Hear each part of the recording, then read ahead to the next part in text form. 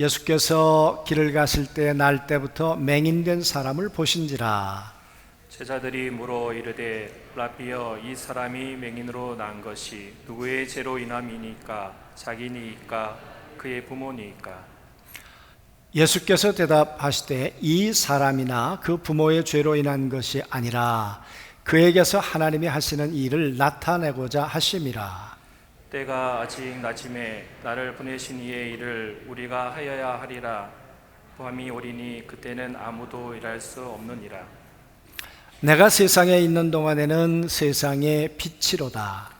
이 말씀을 하시고 땅에 침을 뱉어 진흙을 이겨 그의 눈에 바르시고 이르시되 실로암 못에 가서 씻으라 하시니, 실로암은 번역하면 보냄을 받았다는 뜻이라. 이에 가서 씻고 밝은 눈으로 왔더라. 이웃 사람들과 전에 그가 거린인 것을 보았던 사람들이 이르되 이는 앉아서 구걸하던 자가 아니냐?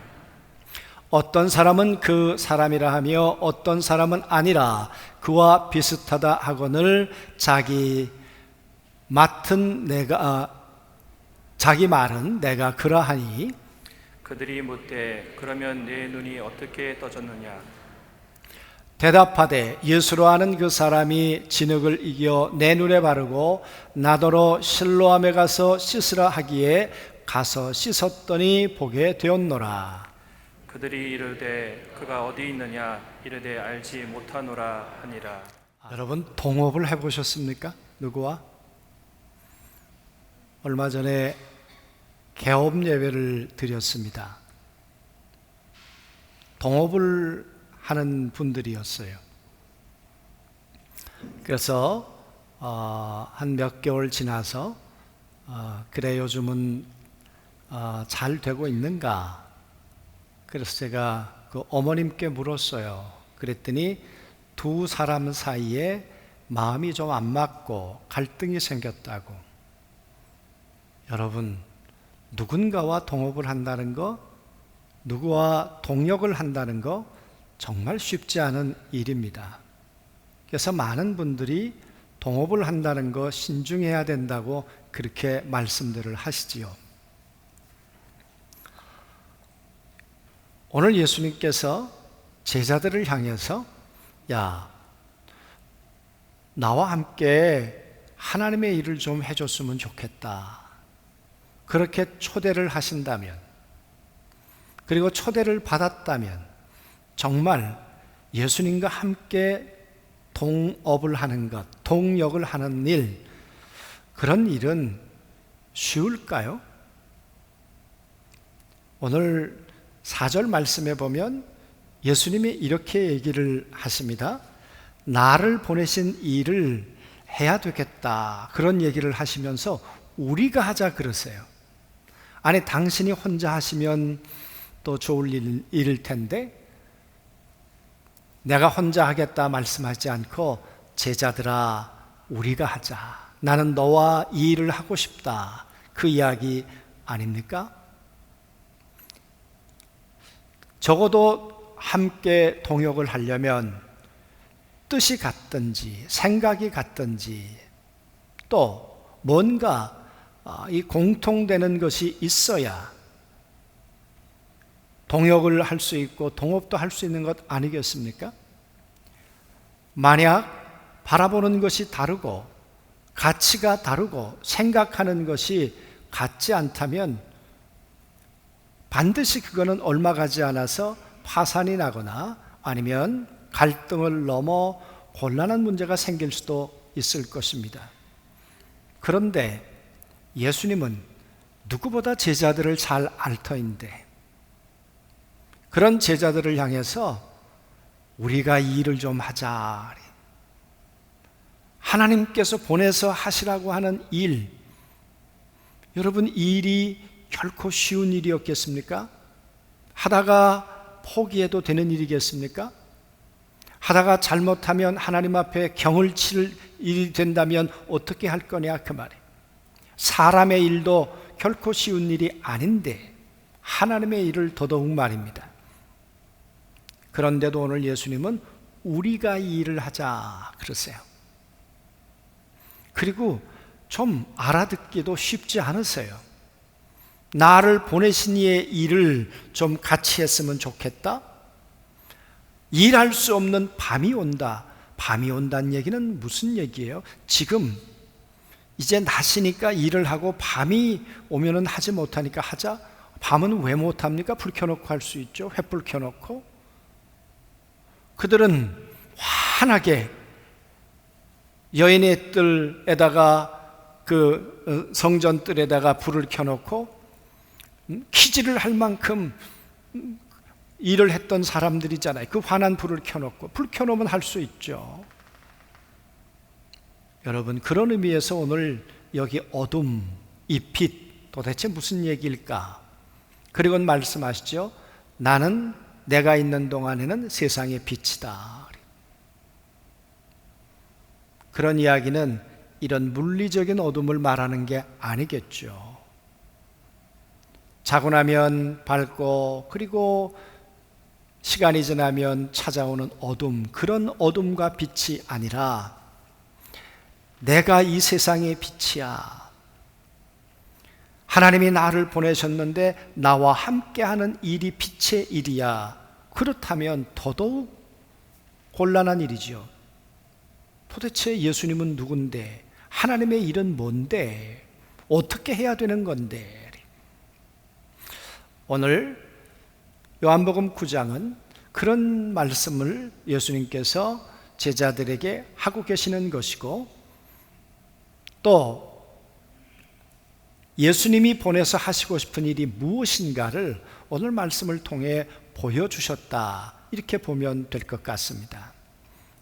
오늘 제자들과 함께 아마 성전을 나와서 이 흰놈의 골짜기, 기드론 골짜기로 올라가셨던 것 같아요. 그 골짜기로 올라가시다가 맹인을 만났습니다. 나면서부터 맹인인 사람을 만났습니다. 여러분, 그 맹인을 만났는데 오늘 제자들이 이렇게 묻습니다. 예수님, 랍비여, 이 사람이 조상의 죄 때문입니까? 아니면 저 사람의 죄 때문에 지금 맹인이 됐습니까? 이렇게 물어요. 여러분, 유대인들이 그렇게 묻는다는 게 이상한 일일까요? 우린 요즘 출애굽기 말씀을 새벽에 묵상하고 있는데요, 출애굽기 20장 말씀에 보면 너희가 죄를 짓게 되면 그 죄값이 너희에게로 끝나지 않아 3, 4대까지 갈 수 있어, 그 얘기 하셨잖아요. 그러니까 유대인들은 생각할 때 죄는 내게서 끝나지 않고 죄가 대물림이 되어서 내 후손들에게 영향을 줄 수 있어, 그게 하나님의 말씀이었단 말이죠. 그러니까 유대인들은 저 눈먼 사람이 저들의 조상 때문에 그런 건 아닐까? 충분히 그렇게 생각할 수 있는 사람들이에요. 그러니까 그렇게 생각하는 게 무리는 아니란 말이죠. 물론 에스겔서의 말씀에 보면 부모의 죄는 부모의 죄로 끝나야 된다, 이렇게 말씀하는 구절도 있기는 합니다. 그러나 많은 유대인들은 오늘 제자들처럼 그렇게 생각하고 그렇게 말을 하고 그랬단 말이죠. 여러분, 예수님하고 동역을 하려면, 예수님하고 동행을 하려면 그래도 생각이 같아야 되는 것 아닌가, 관점이 같아야 되는 거 아닌가, 그 말이에요. 이런 질문에 대해서 예수님의 시각은 뭐였을까요? 예수님이 이렇게 말씀하세요. 아니, 부모의 죄가 아니야. 그리고 그 사람의 죄도 아니야. 이 사람이 맹인이 된 것은 하나님의 일을 나타내려고 하시는 거야. 여기서부터 문제가 생기네요. 예수님이 바라보는 시각과 제자들이 바라보는 시각이 다르단 말이죠. 그런데 주님은 우리가 이렇게 말씀하세요. 생각도 다르고 방향도 다르고 목표도 다르고 뜻도 다른데 어떻게 우리가 이 일을 하자고 말씀하시는가? 제자들은 이 눈먼 사람을 죄값 때문에 이러는 거 아닙니까? 정죄해요. 그렇지 않나요? 오랜 요한복음 8장에서 가나바다가 현장에 잡힌 여인을 향해서 돌을 들었던 사람들을 우리는 기억해요. 그들의 통념으로 보아서는 당연한 거예요. 오늘 제자들의 입장에서 보면 죄값이니까 그렇게 됐겠죠. 돌을 드는 것 당연한 거예요. 그런데 예수님은 아니라니까. 여러분, 이 차이가 좁혀질 수 있을까? 오늘 우리들은 어떻습니까? 어떤 문제를 바라볼 때 예수님과 내 생각이 일치합니까? 예수님이 보는 관점과 내가 보는 관점이 같습니까? 같지 않다면 동역은 어려운 거죠. 동행은 더더욱 어려운 거죠. 우리는 매일 동역하고 싶다, 동행하고 싶다. 그런데 하면 할수록 느끼는 게, 예수님하고 하나님하고 성령님하고 동행한다는 것, 동역한다는 것 정말 쉽지 않은 일이구나. 말처럼 되는 게 아니구나. 어쩌면 매일매일 우리는 좌절하지 않습니까? 왜? 시각이 다르니까. 그러니까 처음부터 동역을 한다는 건 어려운 문제였습니다. 그런데도 예수님은 나와 함께 우리가 되어서 하나님의 일을 하자. 나를 보내시는 일에 너희가 함께 들어왔으면 좋겠다. 여러분, 나를 보내신 이게 무슨 말이에요 도대체? 하나님께서 나를 보내셨다는 이야기를 예수님은 요한복음 3장부터 하기 시작하셨어요. 사람들은 인정하지 않아요. 하나님이 나를 보냈다는 거 확인할 수가 없어요. 하나님이 나를 보냈어. 그 하나님이 내 안에 계셔. 그 하나님을 못 믿겠거든 내가 하는 일을 통해 내가 하나님에 의해서 보냄을 받았다는 걸 너희가 믿어봐. 그 말은 안 믿는단 말이에요. 제자들도 안 믿고 유대인들도 더더욱 안 믿죠. 그런데도 예수님은 줄기차게 말씀하세요. 하나님이 날 보내셨다니까. 그걸 몇 번이나 얘기하셨을까요? 요한복음에 76번. 그러니까 요한복음의 이야기는 하나님이 보내서 이 땅에 오신 그분의 이야기라는 거죠.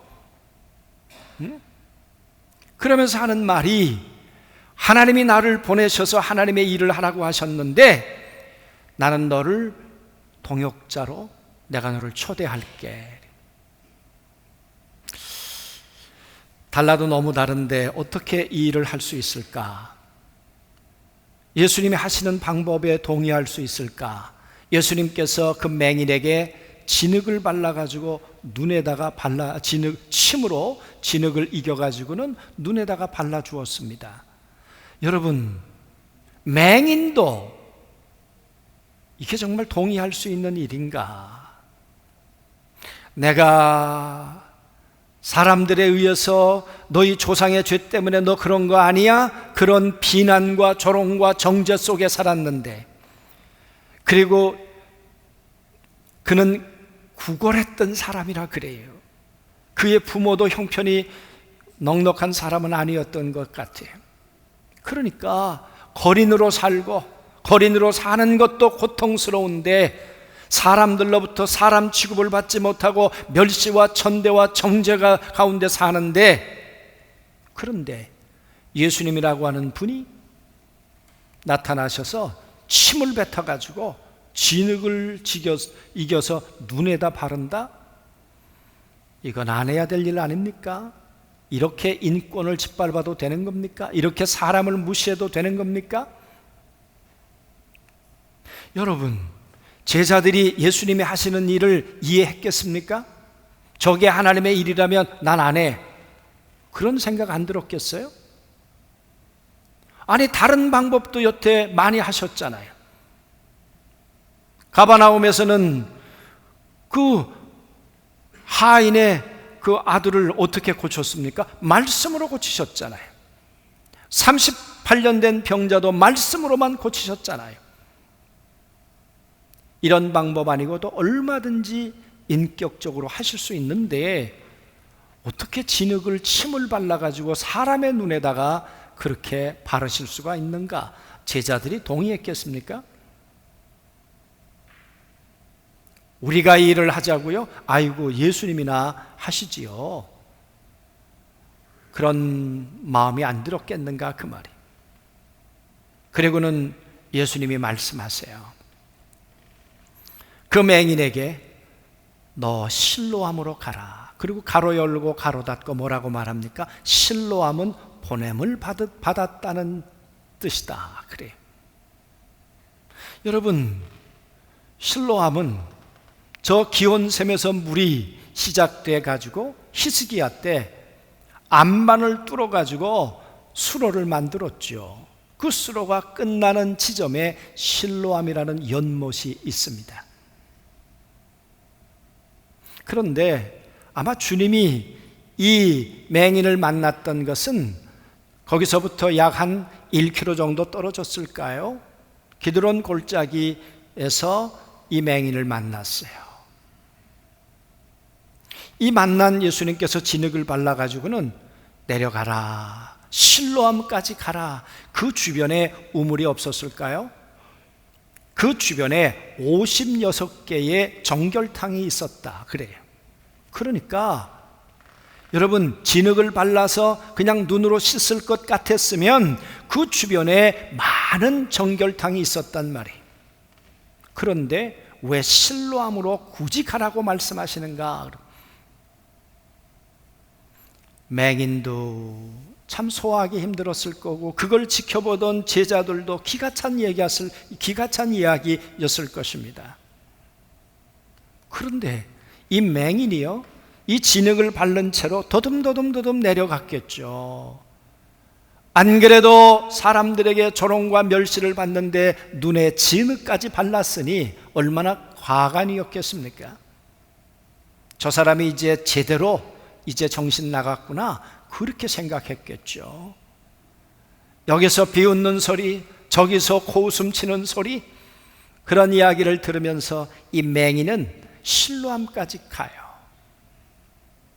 가는 길이 건강한 사람도 쉽지 않았을 텐데, 가다가 어디에 정결탕이 있다 사람들이 얘기 안 했겠습니까? 그거 여기서 씻으면 돼, 그런 이야기도 들려왔을 텐데, 그런데 그 모든 이야기를 마다하고 예수님이 말씀하신 그 말씀대로 실로암까지 조롱과 멸시와 천대를 받으면서도 갔다 그 말이에요. 실로암에 갔을 때 사람들이 환영했을까요? 거지가 왔다, 거지가 눈에 진흙까지 발랐대, 참 꼴 좋구나, 얼마나 말거리였겠습니까? 그런데 실로암에 가서 풍덩 빠졌다는 거 아닙니까? 그리고는 오늘 말씀해 보니까 그가 깨끗하게 되었다. 눈이 밝아져 돌아갔다. 그래. 눈이 밝아졌다. 그래. 이 사람의 소원, 평생의 소원, 그건 눈이 열려 하늘을 보는 것이지요. 눈이 열려 하나님이 계실 저 하늘을, 구름을 한 번 더 쳐다보는 것이겠죠. 그의 아버지 어머니 얼굴을 한 번 더 보는 것이었겠죠. 여러분, 그가 눈이 열렸대요.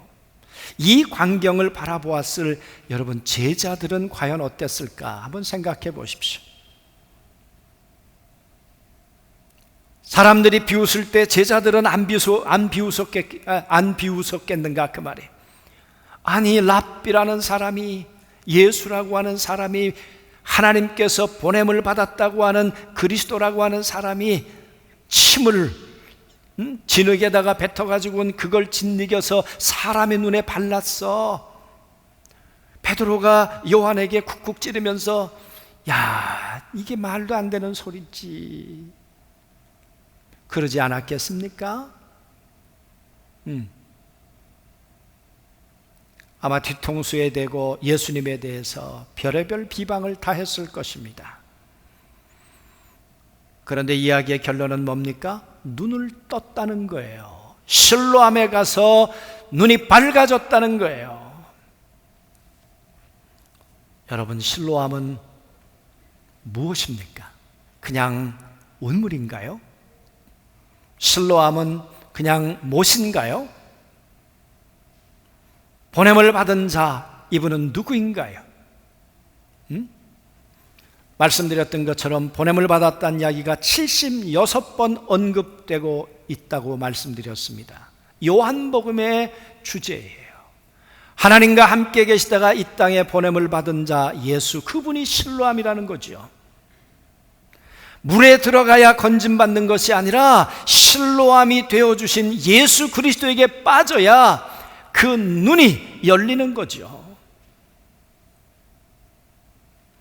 제자들도 비웃었지만, 동역자가 되어주지 못했지만, 그러나 이 맹인은 하나님의 말씀을, 예수님의 말씀을 의지하고 사람들의 조롱을 뒤로하고 실로암으로 믿음의 발걸음을 옮겨놓았던 사람, 그 사람이 맹인이었단 말이에요.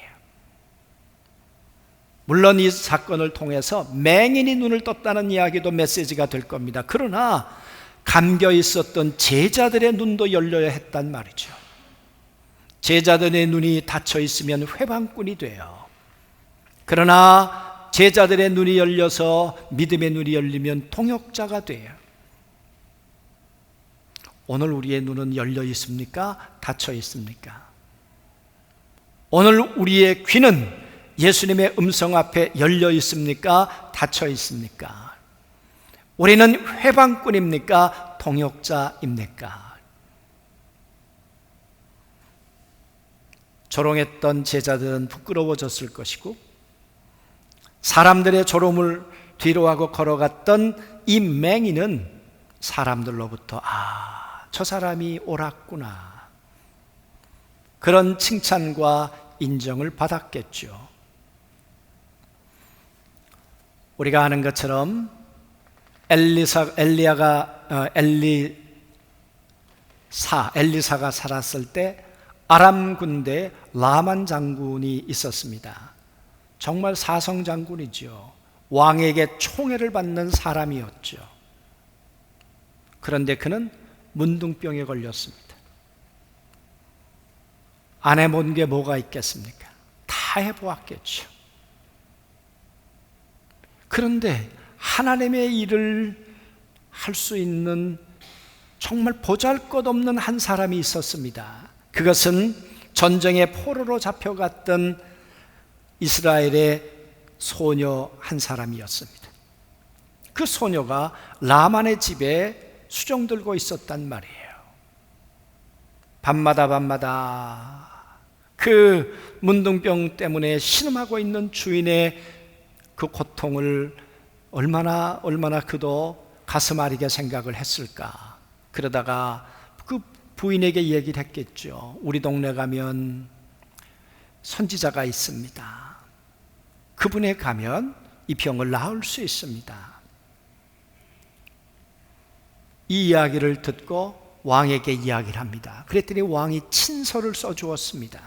그리고 얼마나 많은 그 선물과 함께 국경을 넘어 엘리사에게로 오도록 합니까? 여러분, 이곳에 왔더니 내다보지도 않아요. 그러면서 하는 말이, 저 요단강에 가서 7번 담그십시오. 순간, 아니 강이라면 우리 동네도 깨끗한 강이 많고 좋은 강이 많은데 내가 강이 없어서 여기까지 온 줄 아나. 그런데 그 주변에 있었던 신하가 한번 담궈 보시지요. 6번 들어갔다 왔지만 아무런 일이 일어나지 않았습니다. 7번째 들어갔더니 새살처럼 돋았다 그랬습니다. 여러분, 라만 장군이, 사성 장군이, 그것도 내가 지배한 나라에 그 엘리사가 나를 쳐다보지도 않고 사람 개무시하는 바로 그 사람의 말을 듣고 요단강으로 간다. 그 말은 내 계급장, 내 권위 다 내려놓았다는 이야기죠. 그리고는 요단강으로 들어가서 한 번이 아니라 7번을 들어갔어요.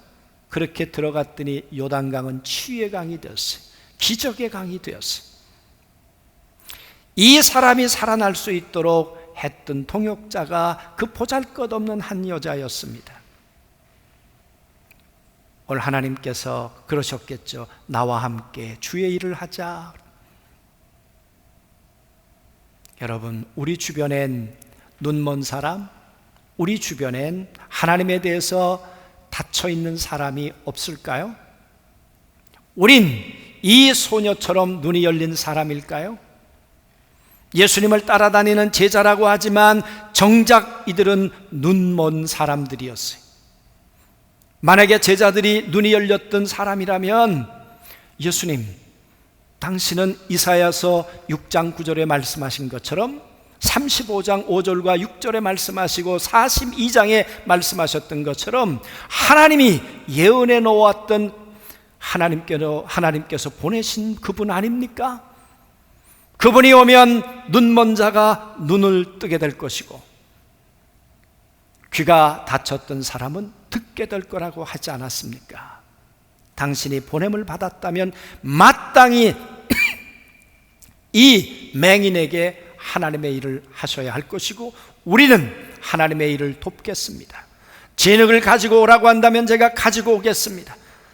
침을 발라 그의 눈에 바르라고 한다면 제가 하겠습니다. 그렇게 해야 눈이 열린 사람 아니겠는가 그 말이에요.